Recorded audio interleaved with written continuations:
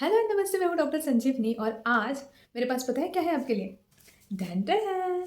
I have so many case records, so many beautiful cases to share with you.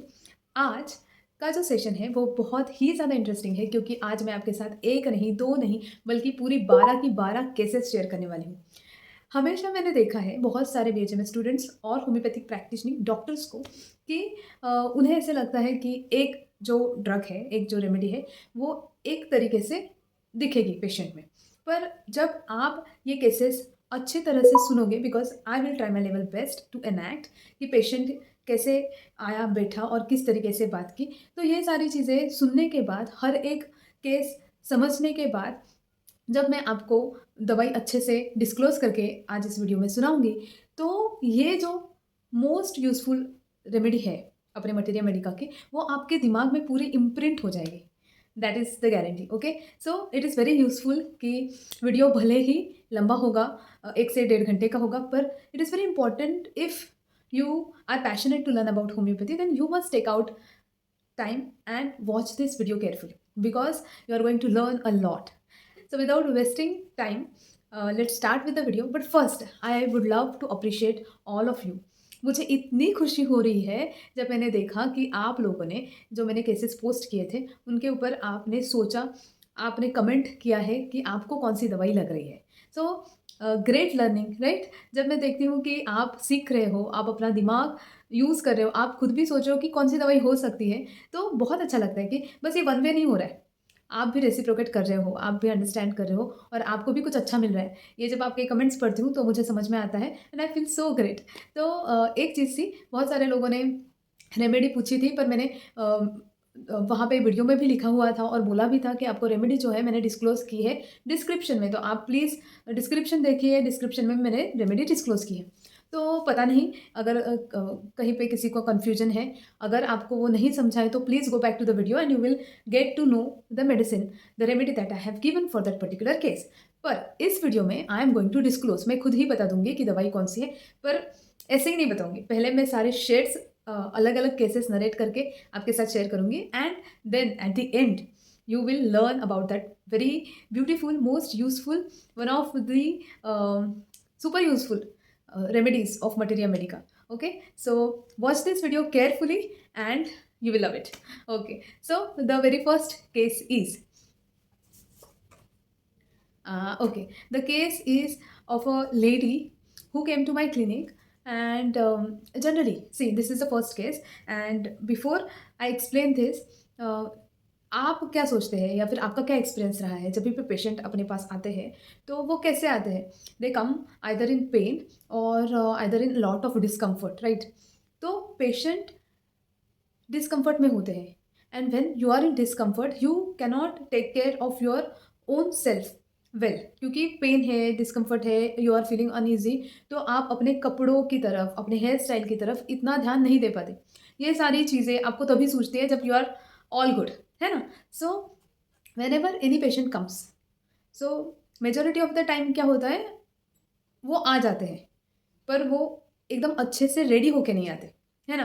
पर वही जब आप ठीक हो और आप कहीं पार्टी में जा रहे हो, कहीं जा रहे हो, तो आप अपने आप का ध्यान रखते हो and you try to look presentable और at your best. But whenever any patient enters the clinic, उनके दिमाग में ये रहता भी नहीं है that I have to look presentable, क्योंकि वो पेन में आते हैं, है ना? पर अगर कोई patient in spite of the fact that he or she is feeling uneasy, but फिर भी वो बहुत अच्छे से ड्रेस्ड अप होके आते हैं, उनका ड्रेसिंग बहुत अच्छा है।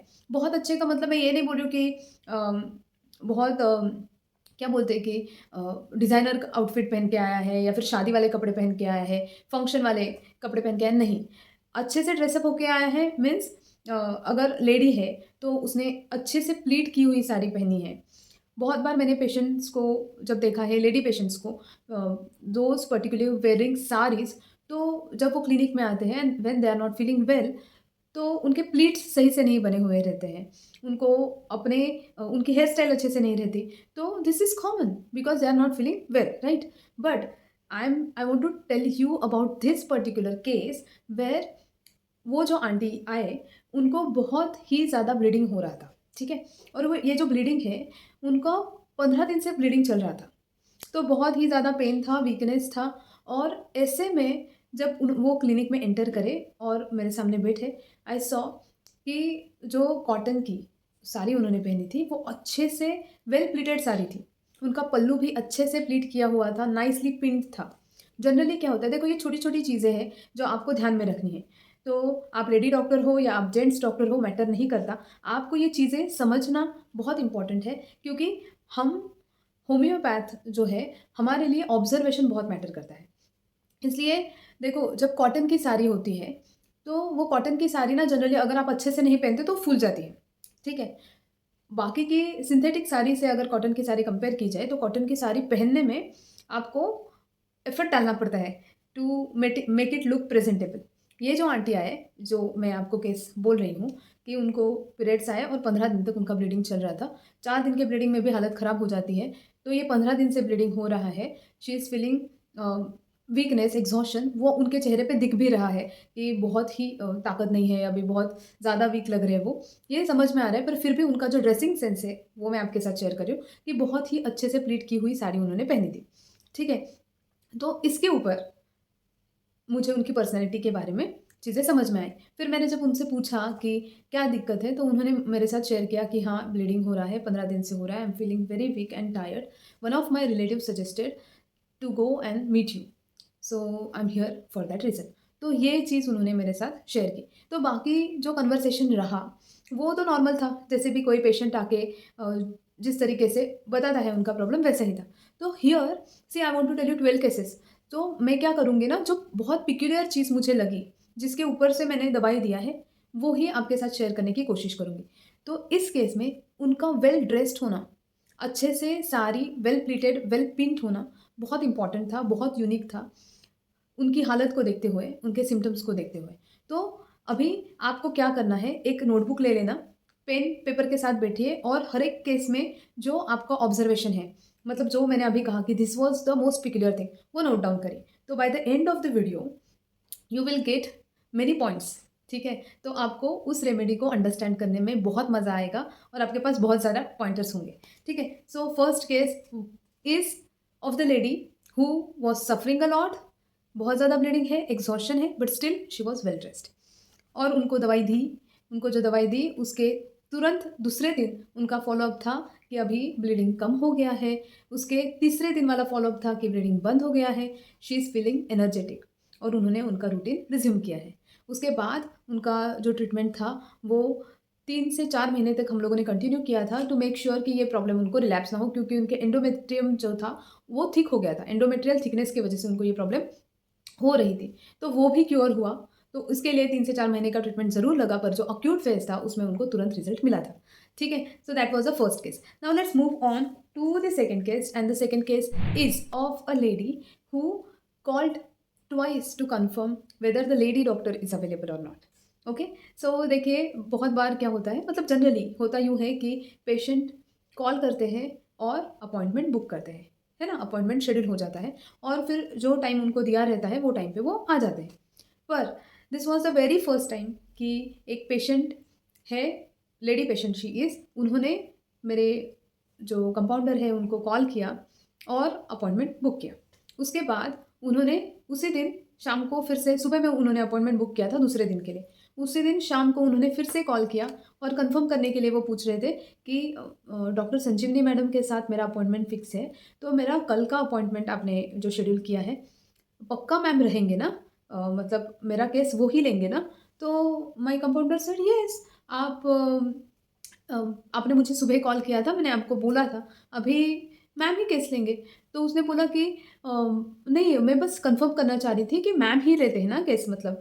तो मेरी जो कंपाउंडर है, उसने बोला कि हाँ, ये मैम का ही क्लिनिक है, तो मैम ही केस लेते हैं, एंड जो भी आपको टाइम दिया है, उस टाइम पे आपको आना है, तो वो आपका केस ले लेंगे और वो अवेलेबल रहेंगे। वो फ़ोन रखने के बाद my compounder came and told me कि मैम ये ना कुछ अजीब है, हाँ, ये जो औरत है थोड़ी अजीब है। इसने मुझे कॉल करके पूछा कि आप रहेंगे कि नहीं? ऐसा कौन करता है? एक बार अपॉइंटमेंट दे दी तो लोग आ जाते हैं, ऐसा पहली बार किसी ने ऐसे किया।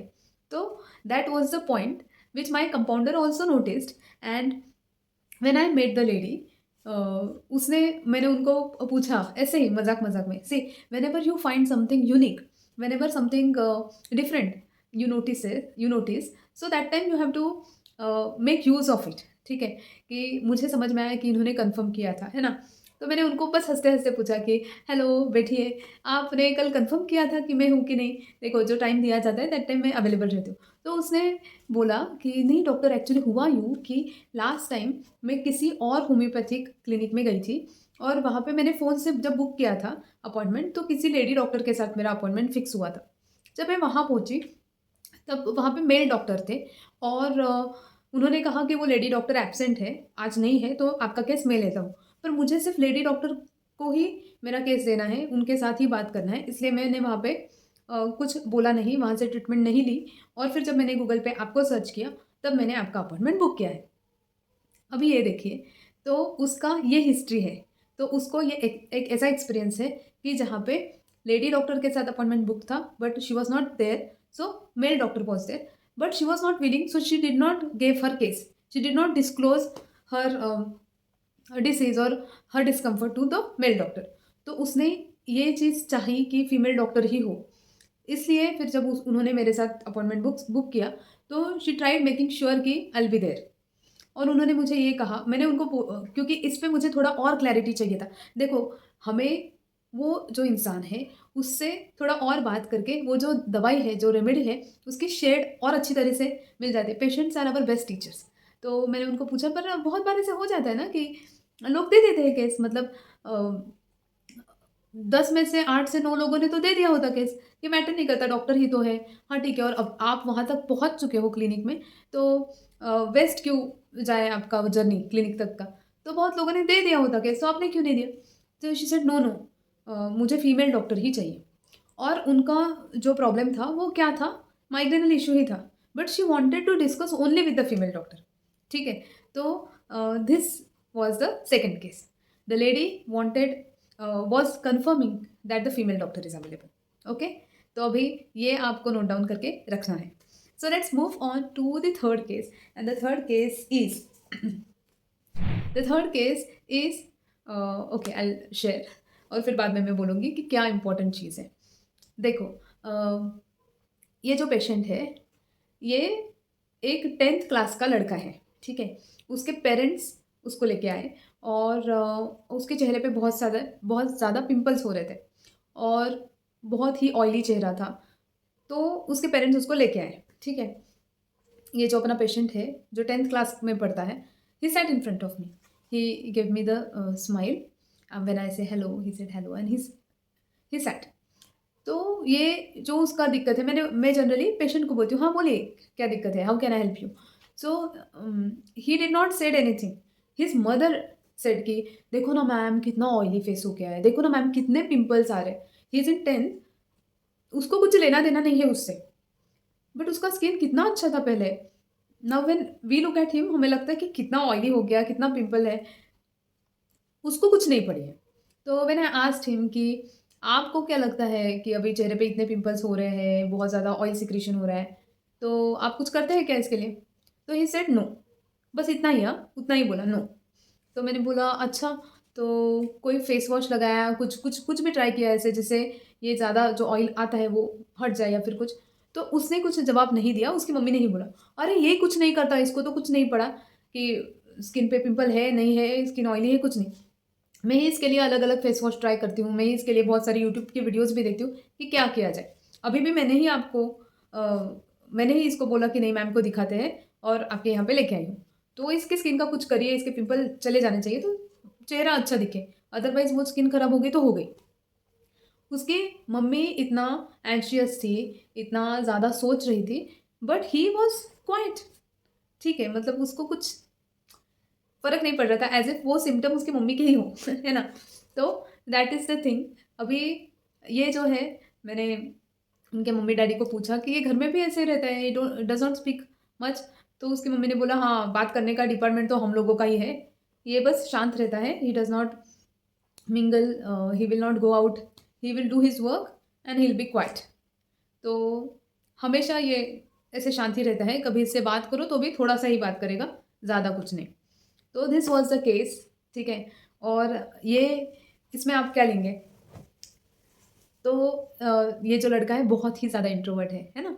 तो इसको याद रखिए, make a note of this and let's move to the next case. Okay, so आपको लगता रहेगा कि अभी ये जो दवाई है इससे हो क्या रहा है? देखो, हमारा होम्योपैथी ना मैजिक है। क्यों मैजिक है? क्योंकि वी आर नॉट गिविंग कोई ऐसा medicine which acts opposite. Allopathy में क्या होता है, कॉन्स्टिपेशन है तो डायरिया, लूज मोशन इंड्यूस करने की दवाई दे देते हैं और फिर उनको ठीक लगता है। लूज मोशन है तो कॉन्स्टिपेशन वाला कुछ डाल देते हैं, है ना? रनी नोज है तो ऐसी दवाई है जिससे बंद हो जाए। तो अपोजिट पे काम करता है एलोपैथी। और homeopathy is energy level medicine. तो एनर्जी को मैच करके आप प्योर होम्योपैथी प्रैक्टिस जब करते हो तो रिजल्ट्स बहुत ही ब्यूटीफुल होते हैं और तुरंत रिजल्ट्स आना शुरू हो जाता है। तो हालाँकि जब स्किन का पेशेंट आता है तो सिर्फ दवाई से काम नहीं चलता, उसके स्किन के लिए उसको बाहर से कुछ चीज़ें बोलनी पड़ती है कि भाई फेस वॉश करना है अच्छे से 2 से 3 बार, पानी अच्छे से पीना है और खाने में जो ऑयली चीज़ें वगैरह है वो अवॉइड करनी है। पर जो पिंपल आके जो फेस खराब हुआ था वो अपनी दवाई से बहुत अच्छे से सेट हो गया। ठीक है? So let's move on to the कौन-सी? 4th case. Okay? And the case is okay, so the case is of a little kid. ये जो बच्चा है, मुझे जब बच्चे क्लिनिक में आते हैं बहुत ज़्यादा खुशी होती है क्योंकि they are so cute, so innocent. बड़े जो है ना वो सोचते कुछ है, बोलते कुछ है, तो बहुत ज़्यादा अटेंटिव होके एक होम्योपैथ को बैठना पड़ता है कि ये मतलब बहुत ऑब्जर्व करना पड़ता है कि एक्चुअल में जो बोल रहे हैं वैसा है या कुछ छुपा रहे हैं। But when there is a child in front of you, तो बिकॉज ऑफ द इनोसेंस उनके जो मन में है वही उनके फेस पे है, वही वैसे ही उनका बॉडी लैंग्वेज है, वैसे ही वो बात करते हैं। तो it is very simple, very easy and that's why I love taking case of kids. तो ये बच्चे का जो केस है उसमें क्या है, सी whenever kids comes, so I give them the freedom कि let them behave the way they want to। और पेरेंट्स अगर बहुत ज़्यादा बोल रहे नहीं इसको हाथ मत लगाओ, ये मत करो, तो आई आस्क देम कि नहीं, उनको जो करना है करने दो, because I want to observe them, ये मैं उनको बोलती हूँ। ठीक है? तो ये जो बच्चा है वो ऐसे बैठा है, इज़ नॉट मूविंग, एकदम शांति से चुपचाप। तो मुझे ये थोड़ा-सा ऑड लगा कि अरे बाप रे! बाकी के बच्चे आते तो उधम मचाते, इधर से उधर। एक तो मेरे टेबल के नीचे घुस गया था। तो बच्चे अलग-अलग तरीके के होते हैं, उनका बिहेवियर अलग होता है। पर ये वाला जो है था, he was so quite, silent. तो मैंने थोड़ा-सा उसको और देखना मतलब ये करने का कोशिश की कि देखो इसका रिएक्शन क्या आता है। तो आई गेव हिम बॉल कि हाँ, ये आप इसके साथ खेलो, जाओ इधर जाके खेलो आप। तो उसने अभी मैंने ऑफ़र किया है ना, बाकी के बच्चे तो मैंने देने से पहले मेरे क्लिनिक में जो टॉयज़ रखे हुए हैं, वो लेके खेलना शुरू करते हैं। I am offering him one of the toys, but उसने लिया नहीं। व्हाट ही डिड, उसने पहले उसकी मम्मी की तरफ देखा कि वो क्या इंडिकेट कर रही है कि वो टॉय लेना चाहिए या नहीं लेना चाहिए। तो उसकी मम्मी ने बोला, "हाँ, ठीक है, ले लो।" तो उसने ऐसे करके वो टॉय पकड़ा। पर मतलब हाथ में बॉल है तो ऐसे-ऐसे करके इधर-उधर उछाला नहीं। धीरे-धीरे से he was playing, that too he was sitting there only. ठीक है? सो फिर बाद में मैंने क्या किया, एक बास्केट में बहुत सारे चॉकलेट्स थे, तो मैंने उसको ऑफ़र किया कि चलो चॉकलेट्स तो सब बच्चों को पसंद है ना, खाओ। तो उसने कहा नहीं।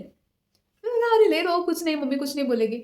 Again he looked at his mother like this और वो बोली हाँ, ले लो। तो मैंने बोला अभी ले लेगा ये बच्चा, पर फिर भी उसने पूछा हाँ, एक्चुअल में लूँ क्या? तो फिर उसकी मम्मी ने बोला हाँ, ले सकते हो। तो he picked only 1 toffee. Okay? बाकी के बच्चे जब उनको ऐसे ऑफ़र करती हूँ मैं, तो वो एक नहीं लेते। ऐसे इसमें फ़िस्ट में जितने भी आते हैं ले लेते हैं। ठीक है? They will grab. अगर एक से उनका मन नहीं भरता, तो ऐसे ही करके देखते हैं और दूसरा भी ले लेते हैं। ठीक है? एंड इफ आई आस्क अरे और ले सकते हो, तो they try and grab as many as they want. But ये जो है बच्चा, उसने एक ही लिया। तो मैंने उसको बोला अरे लो ना, एक ही क्या, you can take it, all yours. ऐसे उसने किया। सो ये क्या है? आपको क्या लग रहा है? Now every time why should I tell you कि हाँ, this is the most peculiar thing. तो आपको जो पिक्यूलियर थिंग लगी ये वाली केस में, please make a note of it in your notes. Okay? So ये था अपना 4th case. Now let's move on to the 5th case and the case is so the case is of a patient who came, who sat in front of me was nearly रफली around 35 to 36 year old male. तो उनको बहुत ज़्यादा खांसी थी, ठीक है। और उनके साथ उनकी वाइफ आई थी, और उनके वाइफ को मैंने किसी प्रॉब्लम के लिए ट्रीट किया था, और अभी वो उसके हस्बैंड को लेके आई थी, ठीक है। So when they both entered, wife जो है मेरी पहली वाली पेशेंट, तो हेलो मैम, नमस्ते, मेरे हस्बैंड को ना बहुत खांसी है, तो इसलिए मैं उनको लेके आई। Then they said, okay, it is very important कि वो दोनों एक दूसरे को कैसे इंटरेक्ट करते हैं, वो देखना बहुत इंपॉर्टेंट रहता है। So here we come to the point कि आपने अब तक कोर्स देखा है कि mastering the art of homeopathic case taking, which is live on Udemy. बहुत ही मस्त कोर्स है, मैंने बहुत प्यार से बनाया है, जैसे मैं हर एक वीडियो बहुत प्यार से बनाती हूँ वैसे ही उसमें आप छोटी छोटी टिप्स टेक्निक्स बहुत ही अच्छे से डिटेल में सीखोगे, और आप एक्चुअल में केस टेकिंग के मास्टर बन जाओगे, ठीक है। So do enrol and learn and you will be thankful कि आपने वो कोर्स देखा, ठीक है। तो उसमें मैंने डिटेल में एक्सप्लेन किया है कि किस तरीके से केस लिया जाता है, क्या क्या चीज़ें ऑब्जर्व की जाती है, जब पेशेंट के साथ रिलेटिव आता है तो क्या करना रहता है, what are the pointers which you always have to keep in mind. So it will not go waste. If you enroll, you will learn something or the other, and it will enhance your skill of case taking. तो आप beginner हो, आप काफ़ी साल से practice कर रहे हो, या आप पैशनेट हो होम्योपैथी सीखने में, वो कोर्स आपके लिए बना हुआ है, तो ज़रूर जाके देखिए, ठीक है। तो ये जो पेशेंट है, वो पेशेंट भी उसी पेशेंट के जैसे था जो पहले था ना, वो लड़का पिंपल वाला केस। उसकी मम्मी बोल रही थी, यहाँ पे ये पेशेंट जो है उसकी वाइफ बात कर रही है, और इनको ना बहुत खांसी होती है। और when his wife is talking he kept quiet and he was nodding, हाँ, ऐसे, ओके।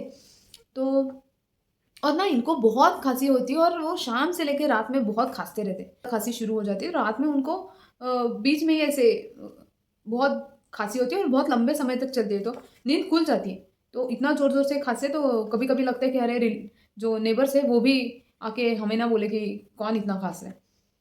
तो ये पेशेंट जो था, ही दैट टाइम ही सेड कि हाँ, ये एक ही चीज़ है जो मुझे बहुत बुरी लगती है, कि मुझे दिक्कत हो तो ठीक है, पर लोगों को भी मेरे वजह से तकलीफ़ हो रहा है, तो ऐसा है। तो मैंने उनको बोला कि आपको क्या दिक्कत होती है? नहीं मैडम, मेरा दिक्कत यही है कि मेरे वजह से सबका नींद खुल रहा है, और ये मुझे बुरा लगता है। अगेन आई आस्क्ड कि हाँ, ये तो बराबर है, ये आपको बुरा लग रहा है, ये आपकी सोच है, पर आपको ये खाँसी की वजह से क्या दिक्कत है? After asking me this for 2 और 3 टाइम्स, ही सेड कि बहुत पेन होता है बात करने में। मैंने फिर पूछा कि आप क्या करते हो? तो उन्होंने कहा कि मैं ना दूसरे रूम में जाके सो जाता हूँ। ट्राई करता हूँ पर नींद नहीं आती, तो मैं ऐसे पिलो रख के अच्छे से बैठता हूँ। तो व्हेन आई सिट, खाँसी कम हो जाता है, ठीक है। अभी ये जो केस है, इसमें आप क्या सोचोगे? इसमें कंसर्न क्या है पेशेंट का, कि उसके वजह से दूसरों को तकलीफ हो रहा है। तो ये लिख लो, आपके अपने लैंग्वेज में लिख लो, ठीक है। Now let's move on to the other case. It's the 6th case. ये जो केस है, ये एक ऐसी फीमेल का है जो जॉइंट फैमिली में रहती है। वो जो फैमिली है, वो फैमिली के सास ससुर, बड़ी जेठानी, जो छोटी वाली है वो क्या क्या बोलते हैं, देवरानी, वो सभी लोगों को मैंने ट्रीट किया हुआ है, तो उनके फैमिली में सब लोग मुझे पहचानते हैं, ठीक है। और उनकी फैमिली डॉक्टर हूँ मैं। तो ये जो मंजली वाली है, बीच वाली जो है, एंड शी केम अलोन, ठीक है। तो उसके जेठानी ने या किसी ने बोला था कि आप मैडम के पास जाके केस दो, तो वो आई थी। और क्या होता है, when you are a family doctor, you know the family very well, because and because we are homeopaths, people will tell us about their family, and because it's a joint family, every person when comes will share his beliefs, who is he very close with, तो दूसरे लोगों के बारे में उनका opinion भी आपको समझ में आता है। तो ये जो जेठानी और जो देवरानी थे ना, वो बहुत बार बोलते थे कि हमारी सास है ना, बहुत किच-किच करती है मैडम। मतलब ऐसे बात करते-करते फ्लो में उन्होंने मुझे बोल दिया था। पर ये जो अपनी पेशेंट है, वो भी उसी सास की बहू है, करेक्ट? और वो भी उसी फैमिली में रहती है, जॉइंट फैमिली में। पर उसने उसका कंप्लेंट मेरे साथ शेयर किया। फिर मैंने पूछा कि आपकी फैमिली में जॉइंट फैमिली है ना, अभी आप कैसे रहते हैं? क्योंकि हम लोग तो न्यूक्लियर फैमिली से हैं, तो ऐसे सोच के भी थोड़ा अलग लगता है और I am very curious to know कि इतने लोग हैं, मतलब everybody must be having different nature, so how you adjust and how you stay. तो उसने बोला सब अच्छे हैं, सब अच्छे हैं। बस शी ओनली केप्ट सेइंग कि सब अच्छे हैं, हमारे घर में सब अच्छे हैं। तो मैनेज करने में प्रॉब्लम होता है, दिक्कत होती है क्या? आप शुरू से भी जॉइंट फैमिली से बिलॉन्ग करते थे? शी सेड नहीं, मेरा मायके का फैमिली में मेरे मम्मी-पापा, मैं और मेरा भाई इतने ही लोग थे। अभी शादी के बाद जॉइंट फैमिली है। तो आप कैसे एडजस्ट करते हैं? सब लोग अच्छे हैं ना, इससे इसकी वजह से हो जाता है। सो यही उसने बोला है। कुछ उसने डिस्क्लोज़ नहीं किया। Again and again she kept saying कि उसके घर में सब अच्छे हैं। And we know the secret right? कि उसके जो दूसरे लोग हैं, दूसरी बहुएँ हैं वो घर में रहते हुए, तो वो क्या बोली अपने को, सास बहुत किच-किच करने वाली है, बहुत ज़्यादा डोमिनेटिंग है। और मैंने क्योंकि सास को भी ट्रीट किया है तो मुझे पता है she is a terror, okay? बहुत ज़्यादा स्ट्रिक्ट है। तो वो दोनों जो बोल रही थी मुझे वो सही था। पर ये इसकी भी वही सास है, पर इसने ऐसा कुछ नहीं बोला। तो ये पॉइंट नोट करने वाली चीज़ है कि ये अलग है, ये बात बहुत अलग है कि सब अच्छे हैं। उसने उसके फैमिली के बारे में कुछ भी बुरा नहीं बोला, किसी के बारे में कुछ भी बुरा नहीं बोला, है ना? वो बोल सकती थी जैसे बाकियों ने बोला, but she kept quiet, absolute quiet about it. So ये था अपना 6th case. Now let's move to the 7th shed, 7th case, और वो है ये। इसमें क्या है? इसमें ये जो मेरी पेशेंट है, she came with a bearing down sensation. तो इसलिए मैंने उसको बोला कि हाँ, मैं आपको ट्रीट करूँगी, पर उसके पहले मुझे सोनोग्राफी का रिपोर्ट चाहिए, पेल्विक सोनोग्राफी मुझे चाहिए। तो देखो, इट इज़ वेरी इंपॉर्टेंट कि as a homeopath we need to ask people to take the appropriate test and bring the reports. Why? बहुत सारे जो डॉक्टर्स हैं, होम्योपैथ्स हैं, वो पेशेंट्स को बोल देते हैं, हाँ, हम लोग को रिपोर्ट की ज़रूरत नहीं है। हम लोग नहीं बोलते कुछ टेस्ट कराने के लिए। देखो, it is very important for us to ask them जो भी ज़रूरत का जो टेस्ट है वो करने के लिए, क्योंकि अपने पास भी रिकॉर्ड रहने चाहिए। See, it is our responsibility to prove the world that we are not quacks. हम लोग होम्योपैथी साइंस यूज़ करके ये ट्रीटमेंट देके पेशेंट को क्योर करते हैं। हम लोग क्वैक नहीं है कि हम लोग बहुत अच्छे हैं, अच्छे से बात करते हैं, इसलिए पेशेंट को बहुत बिलीफ हो जाता है और ट्रस्ट फैक्टर के वजह से, प्लासिबो इफ़ेक्ट की वजह से ठीक होते हैं। ऐसा है क्या? इतनी मेहनत करके हम लोग डॉक्टर बने, इतनी मेहनत करके हर एक दवाई को हम लोगों ने अच्छे से अंडरस्टैंड किया, इतनी मेहनत करके ऑब्ज़र्व करते हैं और दवाई सिलेक्ट करते हैं, और लोग आके क्वैक बोल के चले जाते हैं। लोग गूगल पे अगर आप होम्योपैथी के बारे में कुछ भी सर्च करो, पहला इतना बड़ा पोस्ट आएगा, वहाँ पे लिखा हुआ रहेगा, it's just a placebo effect, it's a quack, they are not actually doctors, but it is because of the trust factor, patients get cure because of the placebo effect. So we have to prove this wrong. And how we will prove this wrong? By presenting the reports to the world. So it is very important for us to ask our patients to get the appropriate reports. तो मैंने इस patient को बोला कि मुझे sonography का report चाहिए, इसलिए आपको पेल्विक सोनोग्राफी करवाना है। तो उसने बोला कि मैम आप सजेस्ट कर सकते हैं क्या, कहाँ पे मुझे सोनोग्राफी, अभी यहाँ पे कहीं नज़दीक है क्या? क्योंकि मैं इस शहर में नहीं हूँ। तो I said okay, no problem, I will help you out. यहाँ पे ही नज़दीक में ग्लोबल डायग्नोस्टिक है, वहाँ पे आप जाके सोनोग्राफी रिपोर्ट कर सकते हैं, तो टेस्ट करा सकते हैं। तो शी आस्क्ड मी कि मैम वहाँ पे लेडी डॉक्टर रहेगी ना? मतलब सोनोग्राफी के लिए जो करेगी प्रोसेस, वो लेडी रहेगी ना? मुझे लेडी डॉक्टर ही चाहिए। तो मैंने बोला कि हाँ, एक बार कॉल करके आप पूछ लीजिए, रहेगी, क्योंकि बहुत सारे सेंटर्स में आजकल लेडी डॉक्टर रहती है। पर अगर लेडी डॉक्टर नहीं भी है तो उसमें कुछ प्रॉब्लम नहीं, आपको sonography is a normal procedure. तो उसने बोला नहीं, नहीं, मुझे लेडी डॉक्टर है तो ही मैं जाऊँगी। तो मैं पूछूँगी, अगर लेडी डॉक्टर नहीं है तो प्लीज़ मैम मुझे कोई और सेंटर सजेस्ट करिए। तो मैंने बोला ठीक है, देखते हैं। वहाँ पे उसने फ़ोन किया, वहाँ पे लेडी डॉक्टर अवेलेबल नहीं है। तो उसने बोला मैं यहाँ पे तो नहीं जाऊँगी, आप कहीं और लेडी डॉक्टर अवेलेबल है क्या, ये आपको पता चले तो मुझे बताना, तो मैं वहाँ पे जाके रिपोर्ट करूँगी। So now let's move on to the next case which is the 8th case, and it is one of its kind case, very unique, very different, very peculiar. I am pretty sure कि आपने ऐसा case कभी नहीं सुना रहेगा। देखो, I was working as a professor in one of the homeopathic medical college, and वहाँ पे ना मतलब जनरली हर कॉलेज में बहुत ज़्यादा स्टाफ रहता है ना, क्लीनिंग के लिए अलग स्टाफ वगैरह।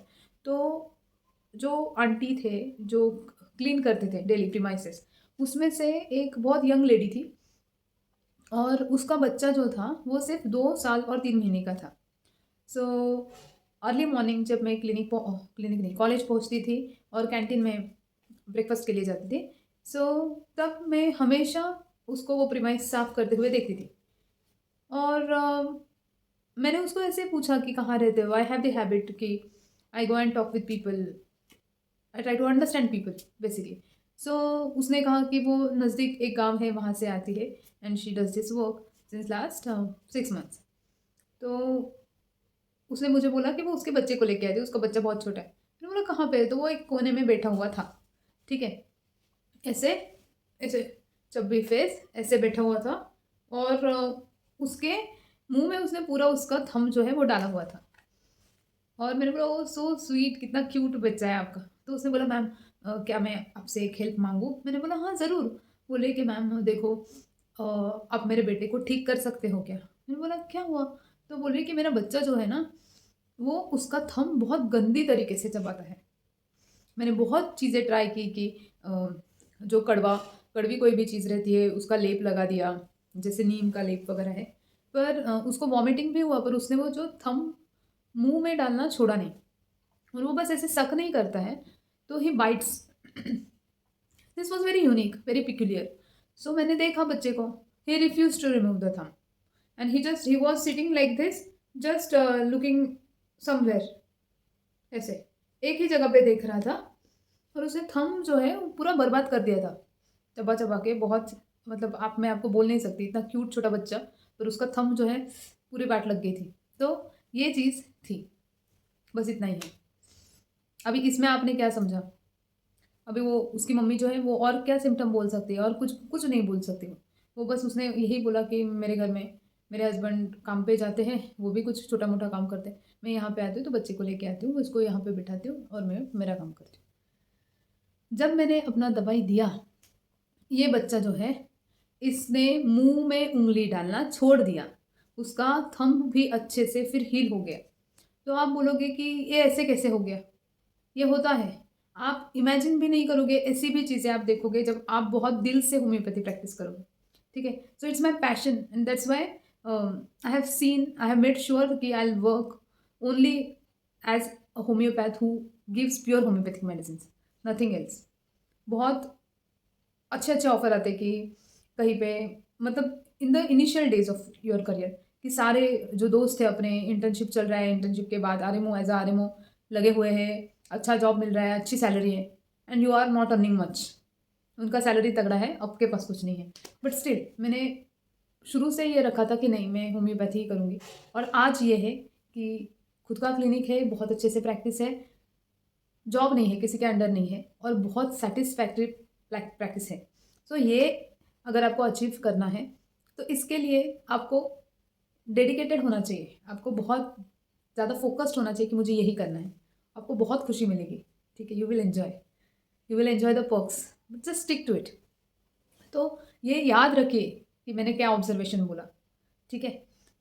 और वो बच्चा ठीक हो गया, इतना ही नहीं वो अच्छे से खेलने लगा। पहले ऐसे ही बैठा रहता था ना एक कोने में, अभी जब भी उसकी मम्मी काम कर रही है तो वो खेल रहा है, दूसरे आंटी लोगों के साथ वो इंटरेक्ट कर रहा है, जो कि वो पहले नहीं करता था।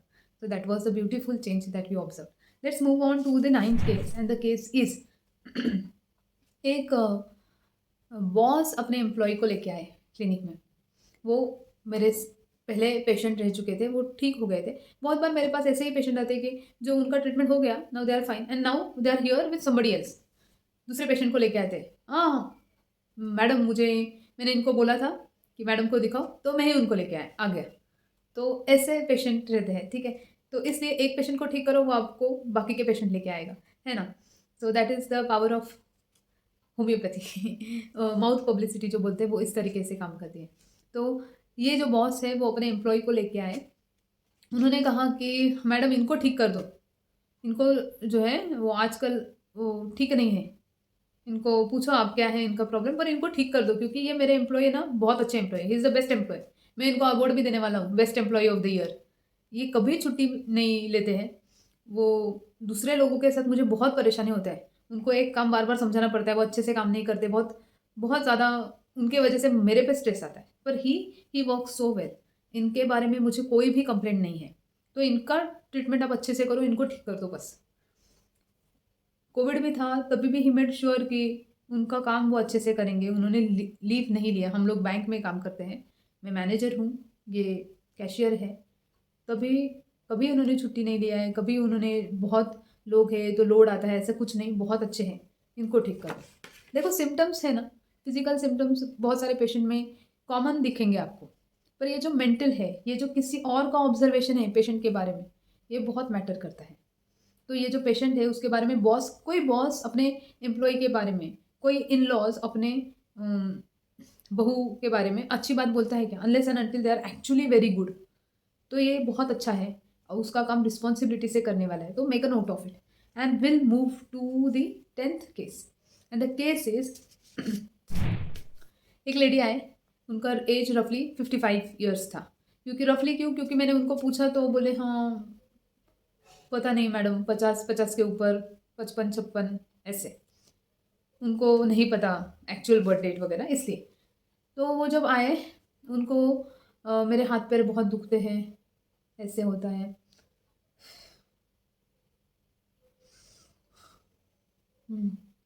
हाँ ओके, और क्या? ऐसे। तो ऐसे साइन बहुत था, समझ में आ रहा है? ये मैं नहीं कर रही हूँ, I am mimicking the patient. तो बात करते करते ये बहुत हो रहा था उनका कि ऐसे ऐसे जैसे कि बहुत थक गए। बहुत दौड़ने के बाद जैसे होता है ना डीप साइन, वो इस पेशेंट में बार बार था। बाकी के सिम्टम बोल रहे थे हड्डी दुखती है, ये दुखता है, वो दुखता है, but this was very peculiar deep sign.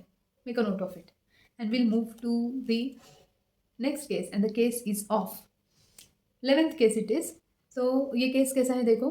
Patient है, he came with the migraine symptom. तो उन्होंने जब आए तो मुझे बोला नमस्ते डॉक्टर, मेरा नाम ये, मुझे ना बहुत हेडेक होता है। मैंने बोला अच्छा ठीक है। तो हेडेक अलग अलग टाइप का होता है, सन हेडेक होता है, हंगर हेडेक होता है, या फिर हेडेक में पर्टिकुलर साइन सिम्टम्स रहते हैं। आपको क्या होता है? नहीं मुझे हेडेक होता है बस। ओके। तो आपने इसके लिए क्या किया है? कोई दवाई खाया? नहीं मैंने खाली पेन किलर खाए हैं, बाकी कुछ नहीं। और कोई दिक्कत? नो। और कुछ कहना चाहेंगे? No madam. हेडेक के बारे में थोड़ा बताएंगे? नहीं हेडेक होता है। तो आई ट्राइड, मुझे कुछ नहीं मिला। Okay, I need to understand you as a person. तो थोड़ा आपके नेचर के बारे में बोल सकते हैं? नेचर के बारे में क्या बोलूँ? And he kept quite, he kept quite. That was the case. अभी आप बोलोगे अरे कितना हेडेक है यार, कुछ नहीं मिला, इसको हेडेक है पर इसको देख के मुझे हेडेक हो रहा है। तो दैट इज द केस कि ही केप्ट क्वाइट। ठीक है, now let's move to the last case and the case is of depression. एक लेडी है जिनके फैमिली मेम्बर्स ने मुझे बोला कि मैम आपको रिक्वेस्ट करते एक बार खाली हमारे घर आओ। वो पेशेंट को हम लोग ला नहीं सकते, पेशेंट बेड रिडन ही है, उनको दूसरा कुछ सिम्टम नहीं है, but she does not want to get out of bed. She is depressed since 2 years। बस सुबह उठती है, उसको बोलना पड़ता है जाओ नहाओ, तो वो जाके नहा के फिर से आके लेट जाती है। She does nothing, she keeps quiet and she is quite only and she will you will see when you come home. तो मैं गई, मैंने देखा वो ऐसे लेटे हुए थे, ऐसे ही वो बच्चे के जैसे एक जगह पे देख के टीयरी आइज, और बीच बीच में आंसू गिर रहे। कुछ नहीं, नमस्ते आंटी, कुछ नहीं किया, नमस्ते नहीं, हाय नहीं, हेलो नहीं, कुछ नहीं, ऐसे। एज भी ज़्यादा नहीं है उनका, एज भी ज़्यादा नहीं, 56-57।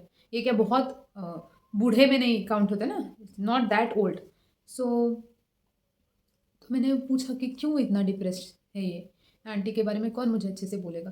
तो आंटी के वो जो अंकल हैं उनके हस्बैंड, उन्होंने बोला कि this lady was like this since last 2 years because of a shock. उनका जो बेटा है वो एक्सीडेंट में चले गया, तो उसके बाद से वो ऐसी हैं।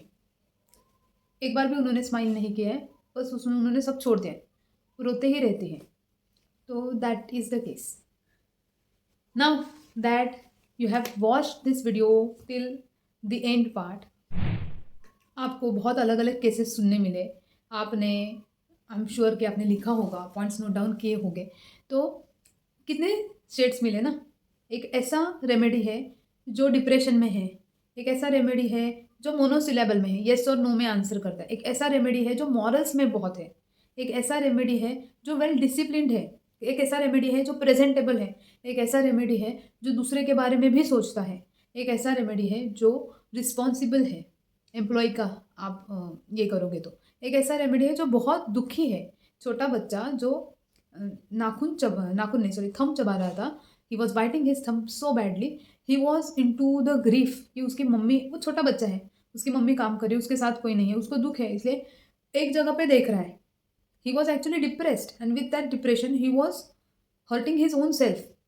ये दवाई है इग्निशिया अमारा। It's such a useful drug, it works like magic, it worked like magic with all this cases. बहुत सुंदर फॉलोअप आए, हर एक केस में उनको बहुत अच्छे से इंप्रूवमेंट मिला। They got cured of their problems and they got cured of their issues and suffering and discomfort. And this is the most useful but underrated remedy of materia Medica. बहुत बार सोचते हैं कि इग्निशिया सिर्फ female remedy है। No, मैंने आपको बोला ना कितने सारे मेल पेशेंट भी थे जिनको मैंने आपको केस दिया। तो ये जो मैंने केस नरेट किया, जैसे मेरे पास पेशेंट आए, जैसे बात कर रहे थे, जैसा उनका लहजा, बॉडी लैंग्वेज था, वो मैंने आपको बताने की कोशिश की और वो वैसा ही था। ठीक है, तो इसमें मेल पेशेंट्स भी थे। तो नेवर एवर क्लेम कि Ignatia is only female drug.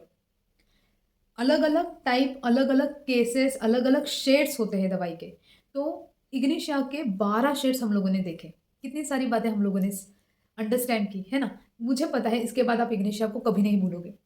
Grief से निकालने वाली दवाई, डिसिप्लिन लोगों को जो खुद को हर्ट करते हुए, एडजस्टमेंट करते हुए दूसरों के लिए भी काम करते हैं, they are too good, okay, and we need to take care of them, we need to appreciate them, we need to love them for the kind hearted people they are. So that is ignitia. And if you like this video and if you want such videos, देखो भाई बहुत मेहनत लगती है, इतना बोलना, इतना घंटा बोलते रहना, it's not a joke. So if you like, if you appreciate my work, do share it with people who want to learn homeopathy. Ask your friends to watch this video and learn the shades of this most beautiful drug of Materia Medica. And it's not a female remedy, it works equally best for males too. So if you want such videos where I explain different shades of a remedy अलग अलग cases के साथ, तो आपको ज़्यादा से ज़्यादा comment करनी है. If this video crosses 100+ comments कि we want such video, then only I record such videos. Okay, so give it a big thumbs up. Please implement the learning and give results to your patients and enjoy. I wish you all the very best.